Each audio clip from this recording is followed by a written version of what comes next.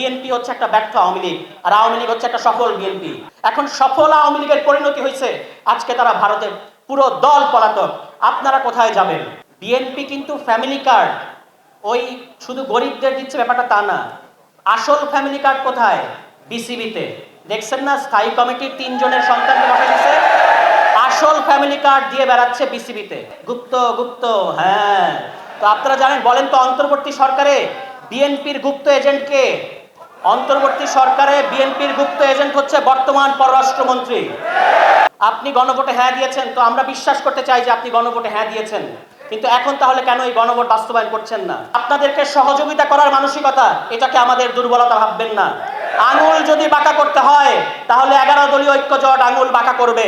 বাংলাদেশ নাফরমান পার্টি যদি না হইতে চান তাহলে ভালোয় সোজা পথে আসেন, সংবিধান সংস্কার পরিষদ বাস্তবায়ন করেন, গণভোট বাস্তবায়ন করেন। আর যদি না করেন তাহলে বাংলাদেশের জনগণকে নিয়ে কিভাবে আঙুল বাঁকা করতে হয় এটা 11 দলীয় ঐক্য জোট দেখিয়ে ছাড়বে ইনশাআল্লাহ। চট্টগ্রামের যারা ভোটার, আপনারা গত 12 ফেব্রুয়ারি কয়টা ভোট দিয়েছেন? 2টা ভোট দিয়েছেন, 2টা ব্যালটে। একটা ভোটে জাতীয় সংসদ হয়েছে, আরেকটা ভোটে সংস্কার পরিষদ কোথায়? তারা কিন্তু আরেকটা পরিষদের সংস্কার পরিষদ গঠন করে নাই, যেটা তাদের করার কথা ছিল। এবং এই কারণে আমি বলেছি যে তারা এই সংস্কার পরিষদ গঠন না করে এই পার্লামেন্টকে অন্তহীন প্রতারণার কারখানায় পরিণত করেছে এবং সেখান থেকে ক্রমাগত বাংলাদেশের জনগণের উদ্দেশ্যে মিথ্যাচার করে যাচ্ছে। গত নির্বাচনের আগে অক্টোবরের 30 তারিখ তারা সংবাদ সম্মেলন ডেকেছিল বিএনপির স্থায়ী কমিটি। সেখানে সালাউদ্দিন আহমেদ উপস্থিত ছিলেন, বিএনপির মহাসচিব উপস্থিত ছিলেন।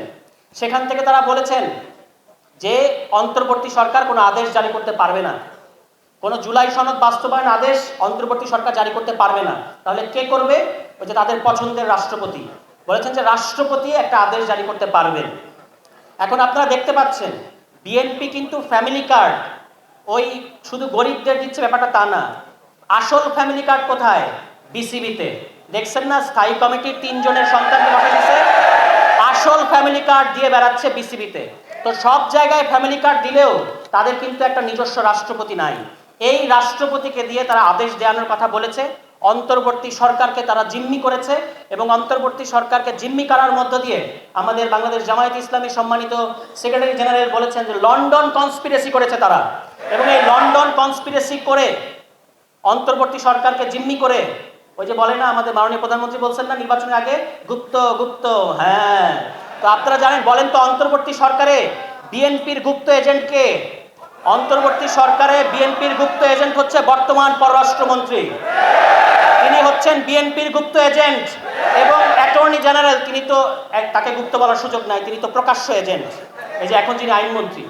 তো এই এজেন্টরা অন্তর্বর্তী সরকারকে জিম্মি করে, প্রধান উপদেষ্টাকে জিম্মি করে তারা লন্ডনে নিয়ে গেছে এবং তাদের নিজেরই স্বীকারোক্তি যে ট্রফি দিয়ে এসেছে ডক্টর ইউনূস।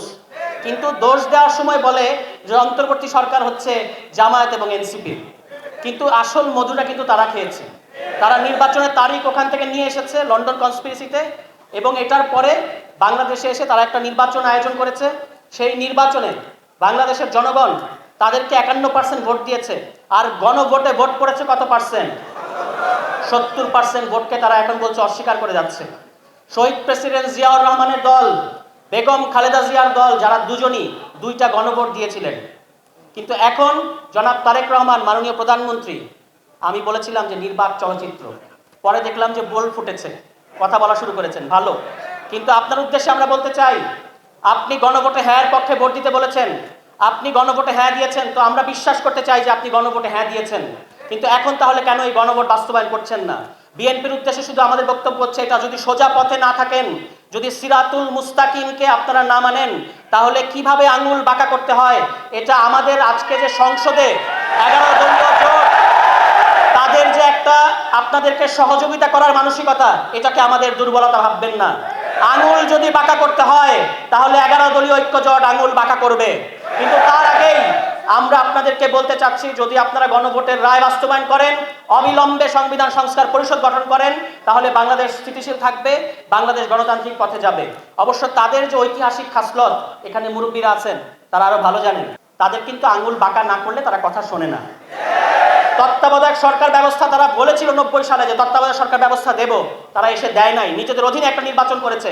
পরে 25 মাস আন্দোলন করে তাদেরকে তত্ত্বাবধায়ক সরকার ব্যবস্থা এই মাটিতে অর্জন করে তারপর তাদেরকে পদত্যাগে বাধ্য করে 96 সালে আরেকটা নির্বাচন হয়েছে। 2006 সালে তারা আবার ক্ষমতায় এসে এখানে লগি বৈঠার তাণ্ডব, যে আমরা বলি আওয়ামী লীগ লগি বৈঠার তাণ্ডব করেছে, কিন্তু এর আগের ঘটনা বলতে হবে না? আগের ঘটনা হচ্ছে তারা বিচারপতির বয়স বাড়িয়ে 65 থেকে 67 করে। কেন করেছিল এটা? নির্বাচন ইঞ্জিনিয়ারিং করার খায়েশ থেকে। এই কারণে আমি বলেছিলাম যে বিএনপি হচ্ছে একটা ব্যর্থ আওয়ামী লীগ, আর আওয়ামী লীগ হচ্ছে একটা সফল বিএনপি। মানে বিএনপি যে রাস্তা দেখায় আওয়ামী লীগ ওটা সফলভাবে করে, কিন্তু বিএনপি ওরা নিজে পারে না। এখন আমি বললাম যে আপনারা ব্যর্থ আওয়ামী লীগ, কথাটা বুঝে দেখেন। বিএনপিকে আমি বললাম যে আপনারা ব্যর্থ আওয়ামী লীগ, এটা তোদের খুশি হওয়ার কথা না? কেউ কি আওয়ামী লীগ হইতে চায়? কোনো মানুষ কি আওয়ামী লীগ হইতে চায়? আমি বললাম আপনারা ব্যর্থ আওয়ামী লীগ, এরা থেকে রাগ করে। তাই বলছি আপনারা কি সফল আওয়ামী লীগ হইতে চান? নিশ্চয়ই তারা সফল আওয়ামী লীগ হইতে চায় না। এখন যে রাস্তা তারা দেখায় ওই রাস্তা কিন্তু আওয়ামী লীগ করে ফেলে। তাদের এক কোহিনূর ছিল না, এক পুলিশ, এরপর ওইটা তো ঠিক মতো কাজ করতে পারে নাই, এরপর আওয়ামী লীগ আনলো কাকে? হারুনকে। যে যে কাজ বিএনপি করছে কিন্তু ঠিক মতো করতে পারে না, ওই একই কাজ আওয়ামী লীগ আরো সফলভাবে করে দেখাইছে। এখন সফল আওয়ামী লীগের পরিণতি হয়েছে আজকে তারা ভারতের পুরো দল পলাতক। আপনারা কোথায় যাবেন? আপনারা কোথায় যাবেন? বাংকার করবেন আর কি আরো যেন কি করতেছে, ট্যাঙ্ক বাংকার, কোনো কিছু করে লাভ নাই। যেদিক দিয়ে ঢুকবেন সেখানেও বাংলাদেশ, যেদিক দিয়ে বেরোবেন সেখানেও বাংলাদেশ। তাতে বাংলাদেশের মানুষের উপরে শিশির ভাই বলেছেন যে জনগণ হচ্ছে সংবিধানের বাপ, কাজেই জনগণকে সংবিধান দেখাবেন না, জনগণকে হাইকোর্ট দেখাবেন না। বাংলাদেশের জনগণ রায় দিয়েছে যে এখানে সংবিধান সংস্কার করতে হবে, আর যে সংবিধান আওয়ামী লীগের, যে সংবিধান বিএনপির, সেই সংবিধানের সাথে বাংলাদেশের জনগণের হয় না কো দেখা। কাজে এই সংবিধানকে বাংলাদেশের জনগণ রায় দিয়েছে যে এই সংবিধানকে সংস্কার করতে হবে, বাতিল করতে হবে, এর কোনো অন্যথায় হবে না। এবং বেগম খালেদা জিয়াও বলেছিলেন যে সংবিধান ছুঁড়ে ফেলে দিতে হবে।